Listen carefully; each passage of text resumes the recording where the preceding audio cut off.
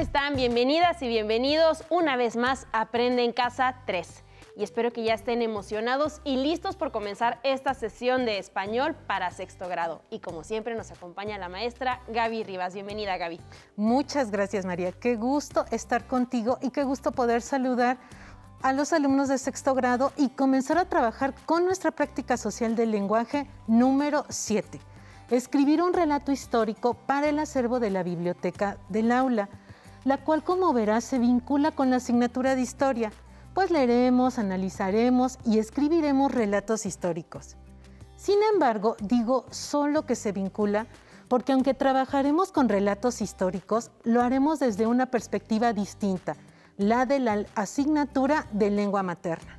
Oye, Gaby, eso me parece excelente idea, pues como sabes, amo la historia, por eso estudié Historia del Arte. Y además disfruto mucho de la lectura, de la investigación, el análisis y sobre todo la escritura. Y esa es una de las razones por las que la asignatura de lengua materna es una de mis favoritas. María, me alegra mucho escuchar eso. Por otro lado, como podrás darte cuenta, los aprendizajes de historia que has construido con la maestra Verónica Hernández te resultarán muy útiles, en particular los relacionados con la investigación, es decir, con la selección y consulta de fuentes de información y con la elaboración de fichas de trabajo de varias versiones de un texto, de una bibliografía, es decir, con todo ese proceso que ya conoces, porque lo has seguido muchas veces durante la primaria, pero que vamos a reforzar en las siguientes clases. A mí me encanta cuando vinculamos asignaturas por medio de algún aprendizaje, pues es, entre otras cosas, una forma de reforzar temas y ampliar nuestros conocimientos. Así es, María. Iniciemos con la sesión de hoy, en la que, como te anticipé, comenzaremos a trabajar la práctica social del lenguaje número 7. Escribir un relato histórico para el acervo de la biblioteca del aula. Por ello, antes de continuar, abramos nuestro libro de texto en la página 86 y leamos el propósito de la misma. Perfecto. En la página 86. ¿Te lo paso, Gaby? Claro que sí. Bien, aquí ustedes, como lo pueden ver en su pantalla, dice Práctica Social del Lenguaje 7. Escribir un relato histórico para el acervo de la biblioteca de aula.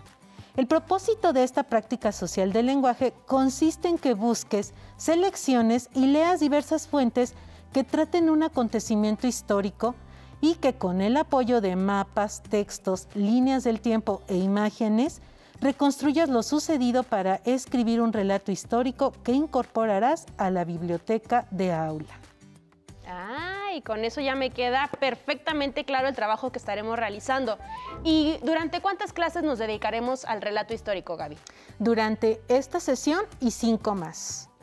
Y nada más para acabar de aclarar el panorama, ¿cuál es el propósito de esta sesión de hoy? ¿Qué haremos? María, vamos a leer 2 relatos históricos y a reflexionar en torno a ellos, con el propósito de reconocer sus particularidades fundamentales. Perfecto. ¿Y qué materiales vamos a necesitar? Vamos a necesitar cuaderno, libro de texto de español, algo con que anotar y, de ser posible, un diccionario. De hecho, aprovecho para invitarlos a que procuren tener a la mano un diccionario en todas las clases de lengua materna de sexto grado, pues vamos a emplearlo con regularidad. Ya, y mira, Gaby, nosotros aquí ya tenemos el nuestro listo. Te felicito, María. Eres una estudiante muy aplicada. Muchas gracias, Gaby. Y a todo esto, vamos a comenzar con la lectura de un texto sorpresa, como ya es la costumbre durante estas clases de lengua materna para sexto grado. Sí, María. En esta y en las siguientes 5 sesiones leeremos distintos fragmentos de relatos históricos sobre un personaje muy atractivo de la historia de México. ¿Sí? ¿De quién? ¿De quién vamos a hablar? Pues nada más y nada menos que de Francisco Villa. ¡Qué emoción! Pancho Villa es uno de mis personajes favoritos de la historia de México y del mundo. Me alegra mucho escuchar eso. Fíjate que es un personaje extraordinario y muy controvertido por otro lado. Te comento que la lectura de los relatos también nos permitirá ir reconociendo las características de esta clase de textos.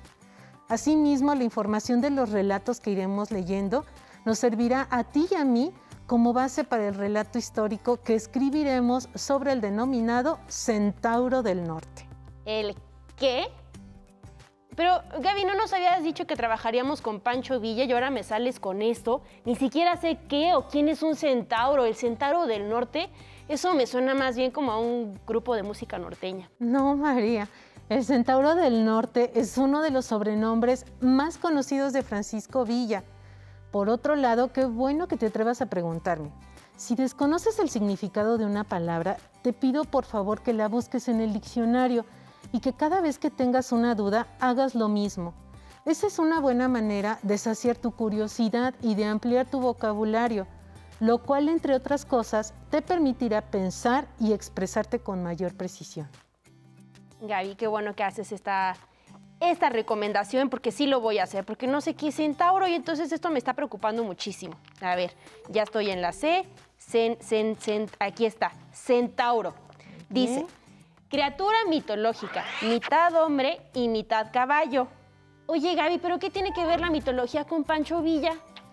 Pues mira, en este momento no conozco la respuesta precisa a tu pregunta, María, pero podemos tratar de averiguar. Aunque supongo, si lo reflexiono un poquito, que le decían así por las proezas que llevó a cabo en el campo de batalla, por ser un buen jinete y por tener una manera extraordinaria de ser y de estar en el mundo, diferente a la de la mayoría, quizá incluso como una especie de personaje mitológico. Ay, esto ya se está poniendo bueno. Pero, por favor, Gaby, ¿ya puedes comenzar a leer nuestro primer relato sobre Pancho Villa? Es que ya se me cuecen las habas de saber de qué se trata este texto. De un fragmento del primer capítulo de apuntes sobre la vida militar de Francisco Villa, de la escritora duranguense Nelly Campobello, sobre quien, si lo recuerdas, ya habíamos leído unos poemas, así como uno de los textos de Cartucho, Relatos de la lucha en el norte de México. Bueno, pues el fragmento que compartiremos hoy pertenece al capítulo titulado De donde surge el hombre de guerra. Pero antes de comenzar, les pido por favor que no solo centren su atención en el contenido del relato, sino también en las particularidades del tipo de texto. Pueden pensar, por ejemplo, a qué otra clase de texto se parece, por qué o cuáles son sus principales características, sus funciones. No les pido que respondan estas preguntas en su cuaderno, sino que las tengan en mente al momento de leer este texto, e incluso después, con el objetivo de que puedan ir respondiéndolas por su cuenta con sus propias palabras, a partir del trabajo que realizaremos con esta práctica social del lenguaje. ¿Ya, Gaby? ¿Ya? ¿Ya qué, María? ¿Ya nos vas a leer el relato sobre Pancho Villa? Sí, María, te pido por favor que no comas ansias y que primero abramos nuestro libro de texto en la página 87 y leamos lo que dice el apartado Lo que conozco. ¿Me ayudas, María? Está bien, Gaby, por supuesto que sí. Aunque ya quiero leer nuestro relato, ya lo quiero empezar a leer. Claro que sí, aquí está, mira. Página 87, y dice, lo que conozco. Los hechos o acontecimientos son la unidad básica del estudio de la historia. La suma de hechos da lugar a procesos y los procesos suceden dentro de periodos. Por ejemplo, un hecho que marcó la historia de México fue el decreto de la expropiación petrolera dentro del periodo de gobierno del general Lázaro Cárdenas. Comenta con tu maestro y compañeros qué es un relato histórico, para qué crees que se escriben sucesos de la historia y pueden existir diferentes versiones sobre un mismo hecho. Gracias, María. Mira, te pedí que leyéramos primero esa página de tu libro de texto porque quiero que tanto las y los niños como tú, mientras escuchan el relato histórico sobre Pancho Villa, vayan reflexionando en torno a las preguntas que acabamos de leer y que repetiré a continuación. ¿Qué es un relato? ¿Qué es un relato histórico? ¿Para qué crees que se escriben sucesos de la historia? ¿Pueden existir diferentes versiones sobre un mismo hecho? Oh, y responderemos las preguntas luego de la lectura, ¿cierto? Sí y no. Les pido a las niñas y niños que anoten estas preguntas en sus cuadernos y que vayan escribiendo todo aquello que les resulta relevante en torno a ellas, para que al final, el día que leamos el relato que escribiremos sobre Pancho Villa, tratemos de construir propuestas más profundas y completas entre todos. Bueno, Niñas y niños, por favor, pongan mucha atención a todo lo que ha dicho Gaby hasta este momento. Y ahora sí, nos vas a leer el relato histórico sobre Pancho Villa. Por favor, di que sí, Gaby, ya no nos haga sufrir más. Sí, María. Recuerda que a toda capillita le llega su fiestecita. Yay. Pongan atención. De donde surge el hombre de guerra. Leva, Cuerda, La Acordada, El Chaco. Los hombres de los poblados huían al oír estos nombres y La Acordada se iba detrás de ellos. Villa sabía esto y otras cosas más. Por eso, a los 17 años, pagaba con su sangre el haber nacido fuerte y rebelde. El monte fue su refugio, sus amigos, otros hombres jóvenes que huían por la misma causa. Entre ellos estaban José Beltrán, Rosendo Gallardo, Sabás Martínez y otros cuyos nombres se oscurecen allá lejos en las arrugas de la sierra donde los lobos aúllan. Su rebeldía era clara y limpia. Las aves también la sienten cuando la mano del hombre las aprisiona. Ellos la demostraban con el rifle en la mano, en momentos en que las gentes de ideas, los intelectuales, los escritores no podían hablar ni estar unificados como sucedió después. Aquellos pequeños grupos peleaban por acabar con las injusticias que cometían las autoridades en los pobres de las rancherías. Mataban rurales, asustaban a los jefes políticos y a los ricos. Robaban animales sin dueño, el ganado salvaje nacido allí, perteneciente a quien primero lo tomaba. De estas mismas manadas se surtían los terrazas, los krill y demás ricos privilegiados que solo cumplían con el requisito de estamparles el fierro de la familia. Así vivían y así comían, todo en defensa propia, como los rebeldes de cualquier época. Bandidos los llamaban los hombres del gobierno, así se moteja a cuantos luchan contra una dictadura. La calumnia contra Francisco Villa ha cundido. Su vida solitaria y miserable de constante rebeldía ha sido tema de las mentes inquietas que insisten en explicar lo inexplicable para el mismo Villa. Villa huyó por ese miedo que todos los jóvenes pobres tuvieron a la leva. Después era imposible regresar. La vida de los hombres contrae compromisos que solo ellos entienden y resuelven, compromisos incomprensibles como la vida misma. En 1910, Francisco Villa continuó su rebeldía en las ciudades. Vino sonriente con la seguridad que solo tiene la gente que ha sufrido. México presentaba el aspecto de una cárcel.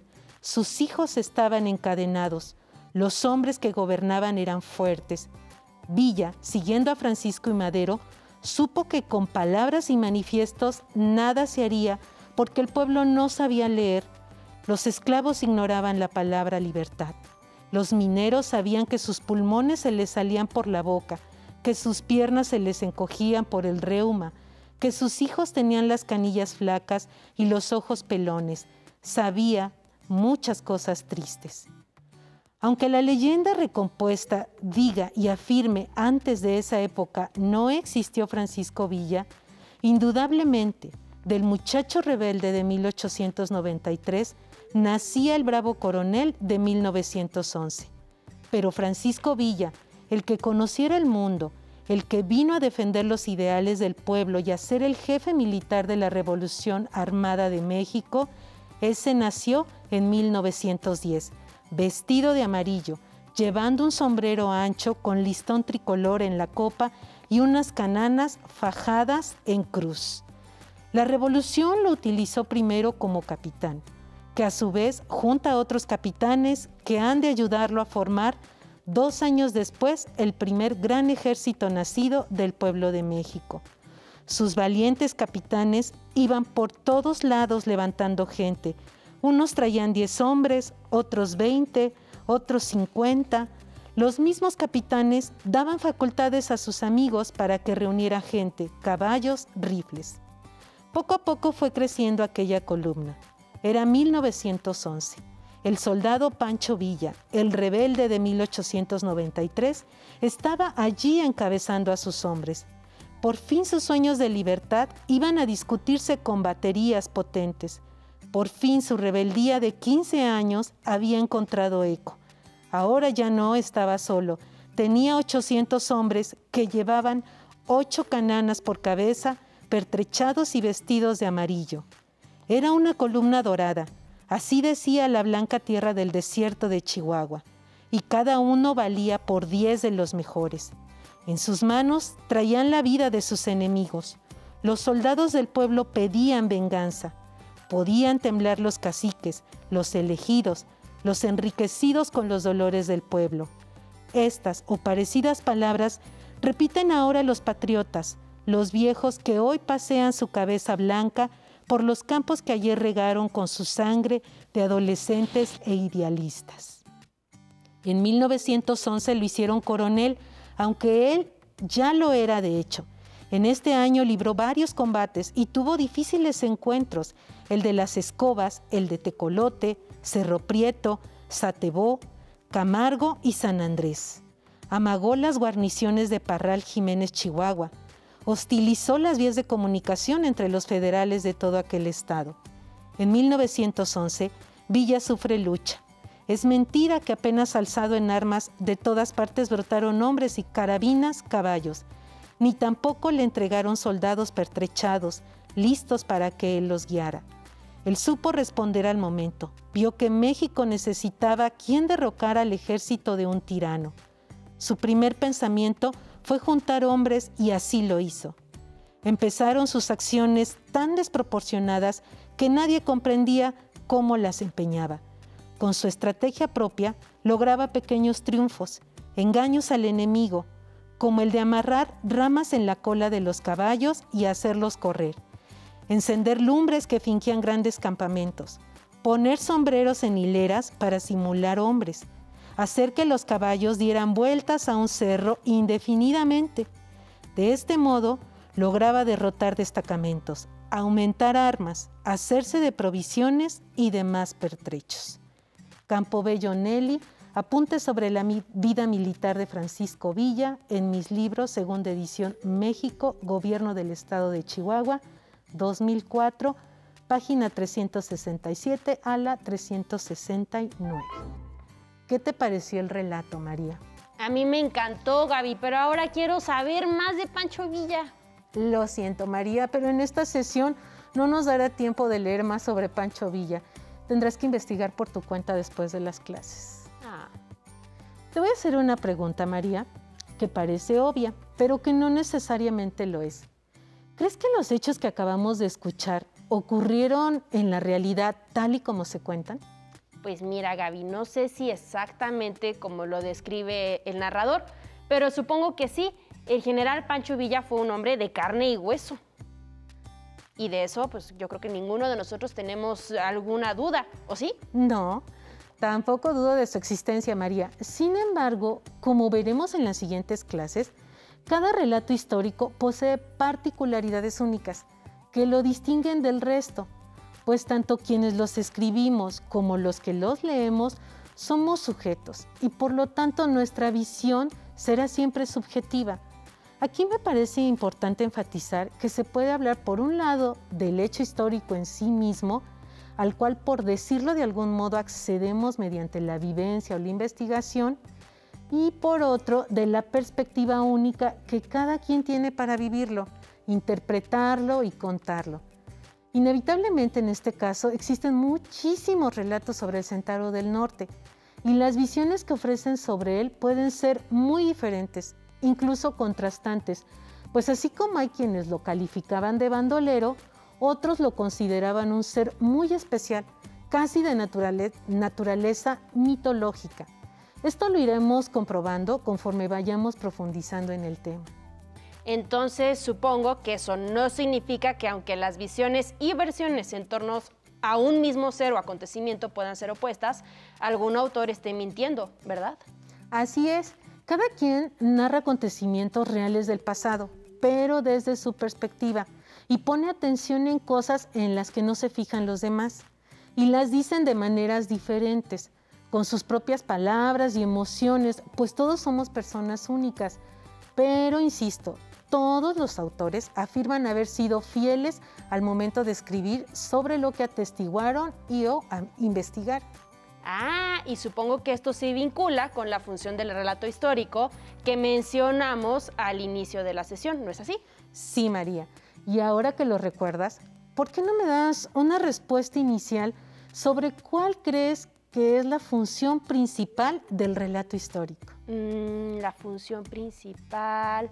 Yo creo que me parece que tiene que ser coherente pensar que parte de la función del relato histórico es contarle a otras personas ciertos acontecimientos que, por su relevancia, el autor considera importante difundir. Y esto supongo que nos permite, entre muchas otras cosas, reflexionar no solo sobre nuestro pasado, sino también sobre nuestro presente y nuestro futuro. Te felicito, María. Tu respuesta es correcta. Pero como dije, seguiremos tanto reflexionando sobre el asunto en las siguientes clases como profundizando en torno a nuestras ideas. Por otro lado, quiero subrayar el hecho de que en este caso se trató de un relato escrito, pues también existen los relatos orales, los cuales también pueden ser fuentes valiosas de información. Exacto, Gaby, como cuando entrevistaste a tu papá para que nos hablara sobre la gastronomía de Huichapan. Así es, María.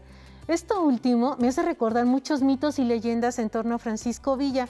Fíjate que hay algunos muy simpáticos, como el que afirma que una universidad norteamericana mandó a saquear la tumba de nuestro líder revolucionario para robarse su cerebro y así poderlo estudiar porque era un ser superdotado extraordinario. Ay, qué interesante. Como dije al principio, es un personaje que de por sí ya me fascinaba, pero ahora, conforme voy sabiendo más sobre él, creo que ya hasta me estoy enamorando. Llegando a mi casa comenzaré a investigar para que a la mera hora no me agarren las prisas y podamos escribir nuestro relato con toda calma, disfrutándolo. Muy bien, María. Antes de pasar a lo siguiente, quiero hacerte una pregunta. ¿Qué otras particularidades distingues en el relato histórico como tipo de texto? Lo primero que se me ocurre es buscar la palabra relato en el diccionario, aprovechando que ya lo tenemos aquí a la mano. Sí se puede, ¿verdad, Gaby? Adelante, María, Ay, que para perfecto. eso es el diccionario. A ver, aquí estoy en la PR. Ya encontré la R. Bueno, es que ya la había medio empezado a buscar. Relato, dice relato. Conocimiento que se da generalmente detallado de un hecho. Narración, cuento. Este es un buen punto de partida, María. Pero, ¿qué me puedes decir tú con tus propias palabras? Pues de lo que podría decir es que las acciones referidas se ciñan a un espacio y a un tiempo determinados. Muy bien, María. Así es, los hechos descritos en el fragmento que leímos se llevan a cabo en el norte de México, entre 1893 y 1911. Exacto. Y en ese sentido, puedo darme cuenta de que los hechos descritos constituyen una historia en sí misma, la de Pancho Villa, la cual está integrada por una sucesión de acontecimientos ordenados cronológicamente. Vaya que pusiste atención, María, te felicito. En efecto, el relato histórico está integrado por una sucesión de acontecimientos. Aquí pues vamos a ir viendo que los personajes sobre los que habla el narrador van sufriendo una transformación, así como las situaciones en las que están envueltos. No es lo mismo el Pancho Villa descrito en 1893, que es calificado como muchacho rebelde, que el de 1911, que es denominado Bravo Coronel. Ay, qué cosas tan interesantes hemos aprendido en esta clase, Gaby. Sin embargo, aún tengo dudas en torno a las principales particularidades del relato histórico. ¿Crees que podríamos profundizar un poco más en el tema? Así es, María. Vamos a seguir profundizando en este tema en las siguientes sesiones. Y si en casa tienes tiempo, yo lo que te recomiendo es que en la página 88 de tu libro de texto puedas realizar la lectura de este relato histórico que tiene que ver con la expropiación petrolera. Y de esta manera vas a poner en práctica o vas a identificar todo lo que te comentamos durante esta sesión. Ay, Gaby, pues muchas gracias por esta sesión del día de hoy y ya quiero que sean las otras. Gracias, Gaby. De nada, María. Si te es posible, consulta otros libros y comenta el tema de hoy con tu familia. Si tienes la fortuna de hablar una lengua indígena, aprovecha también este momento para practicarla y platica con tu familia en tu lengua materna. Por hoy hemos terminado con Principales características del relato histórico 1, de lengua materna español de 6º grado. Y espero que lo hayan disfrutado tanto como la maestra Gaby y yo. A continuación, historia. Nos vemos, hasta la próxima. Pero antes, a movernos un poco.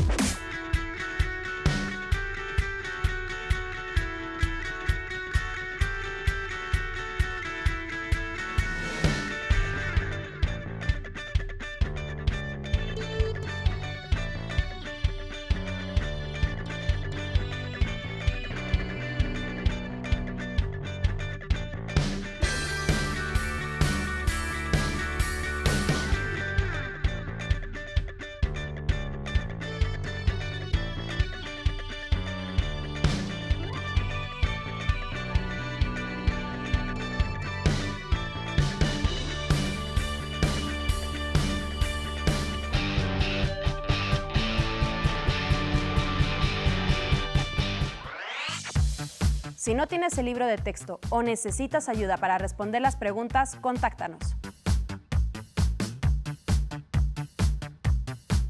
Para apoyo pedagógico, hay maestras y maestros de lunes a viernes de 8 a 20 horas en el teléfono 55 41 72 04 13, con 100 líneas. También puedes encontrar los libros de texto en la página conalitec.cep.gov.mx. Si quieres volver a ver los programas de Aprende en Casa, los puedes encontrar en la siguiente liga: aprendeencasa.cep.gov.mx.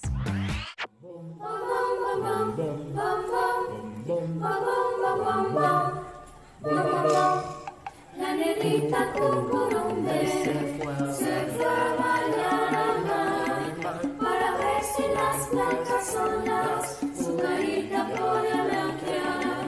La negrita cucurumbe a la playa se acercó y envidiando a las conchitas por su pálido color.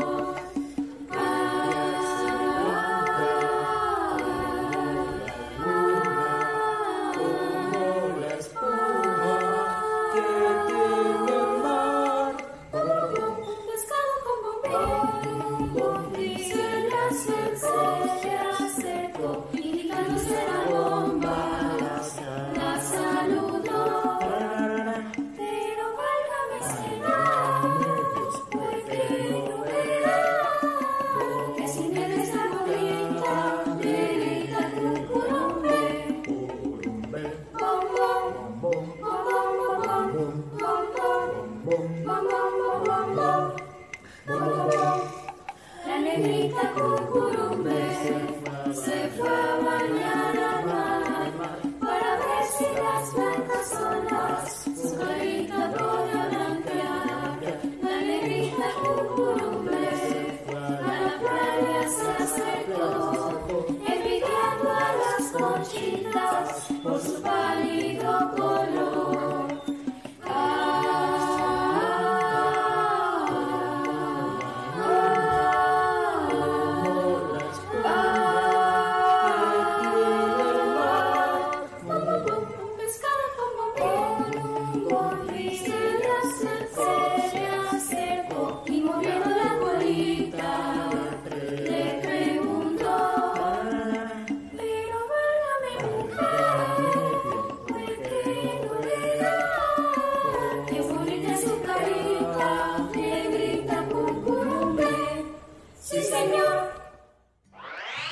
Nos vemos, hasta la próxima. Adiós. ¡Atención! ¡Atención! A continuación, información importante. A este número puedes llamar cuando tú o alguien cerca de ti tenga una emergencia.